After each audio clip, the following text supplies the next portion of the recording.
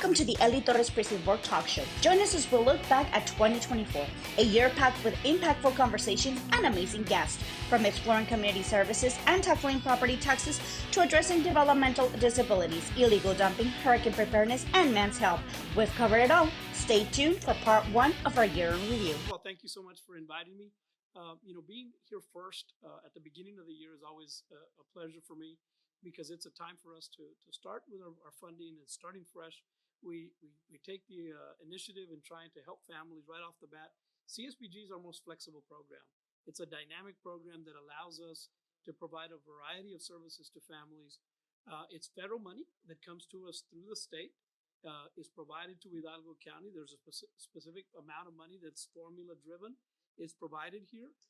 We receive our money in early January, and we spend it all the way through the end of December. And it's really a program that helps us define how we're going to address poverty here in Hidalgo County.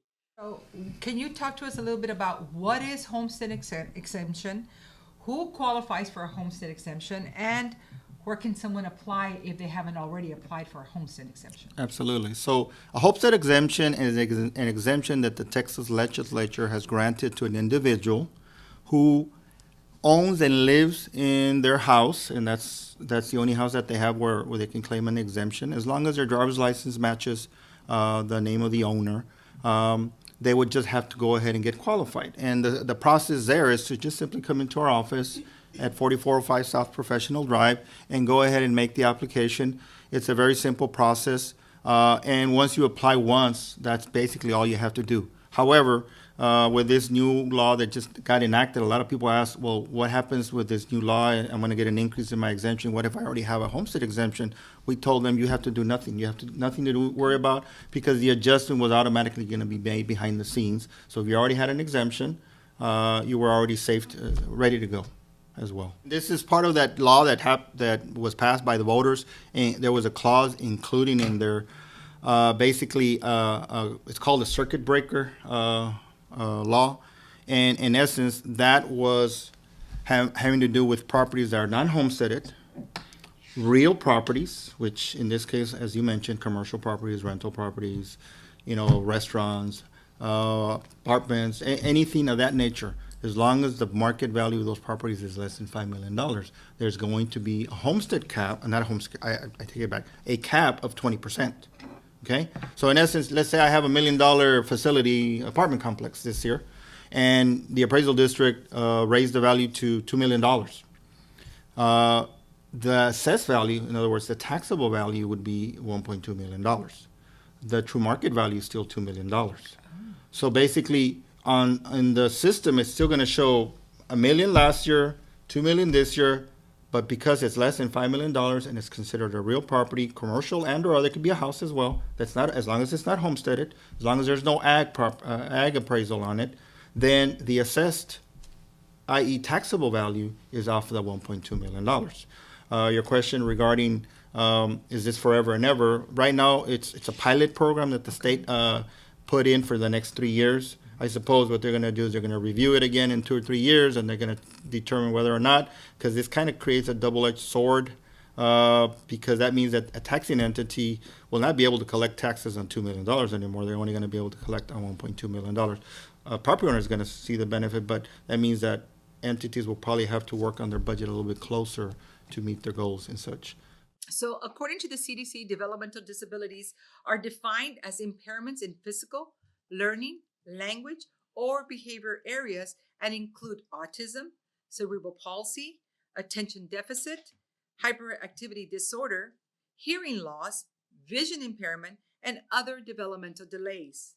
Melanie, can you please tell us about the Capable Kids Foundation, as to where did this start, how did you get it started, and just tell us about all the beautiful things in your organization and, of course, the programs that you offer. Sure. So I am a physical therapist by trade and was working in a pediatric clinic with some of my, fellow therapists. And all of those disabilities that you listed above, we see a lot of those conditions in the children that we work with. And while we're working with these kids, some of the things that we notice are, or at the time, it's got a lot better, but the families were very isolated. When we would ask them, what did you do this weekend, or what are you gonna do? There weren't a lot of activities. We would be invited to kids' birthday parties because like we were their best friend, their therapist. And we started to think, man, like there's got to be more. Like these kids deserve more. They deserve to have friendships. The parents need support. We started with activities at the clinic. We would go out into the grassy area beside the clinic and do some adaptive sports. And we held a beautiful Easter event at one of our therapist parents' house who invited our families onto their ranch. And from there, we were like, man, this is a beautiful thing. Like seeing the interactions, seeing the participation, we just knew it needed to be bigger and that there were more kids outside of the clinic who would benefit from it. So that's how we started. So we have 3 main programs, and our events kind of fall under these branches. And the first one is Capable Kids Social. So really work on bringing out their social skills and their self-confidence in a way that's not like therapy, where we're actually out in the community doing outreach, doing education, and going beyond just our own programs and helping the community to equip themselves to be more inclusive so that our family and our members don't have to just rely on capable kids for these experiences.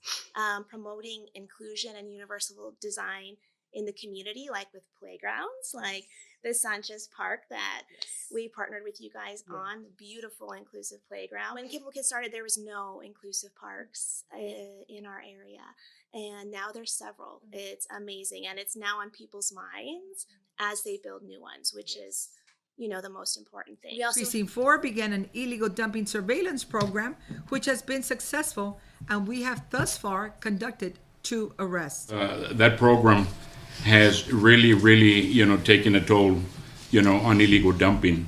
It's helped us a lot as far as the pictures and all this stuff that we see people, from littering animals, goats, horses, dogs, from throwing trash every day. Our deputies are out patrolling every day. We get calls from Commissioner Precinct 4's office about illegal dumping in certain areas. Our deputies are out there patrolling. They find their own illegal dumping. We take reports. We mark it. We reach out to Precinct 4's office to let them know that is ready to get picked up. As far as, stray throwing animals, it is against the law.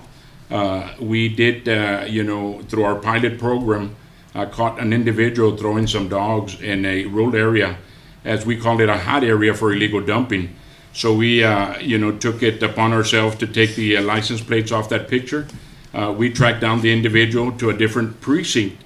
As a matter of fact, I don't remember if it was Westlaco or Mercedes. We arrested the individual, brought him before the court. So he is suffering the consequences right now. Emergency system called Hidalgo, emergency alerts. Can you tell us a little bit about this? Hidalgo is an emergency alert program which keeps you informed of during, after an event, and pre. Okay? You can find that information on the county website under Hidalgo County Emergency Management. It gives you the information for you to register both in English and Spanish, for you to be able to sign up. It gives you all the little details that you need to do to be able to put yourself into the program. Alone. The more we talk about men's health, the more we can eliminate the stigma and get more people to seek help.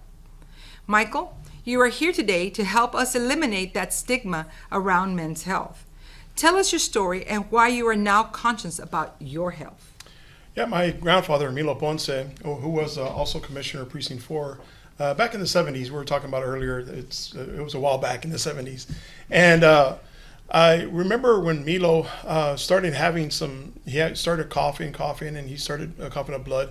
They finally got checked and we found out he had lung cancer, and he actually ended up passing away with lung cancer.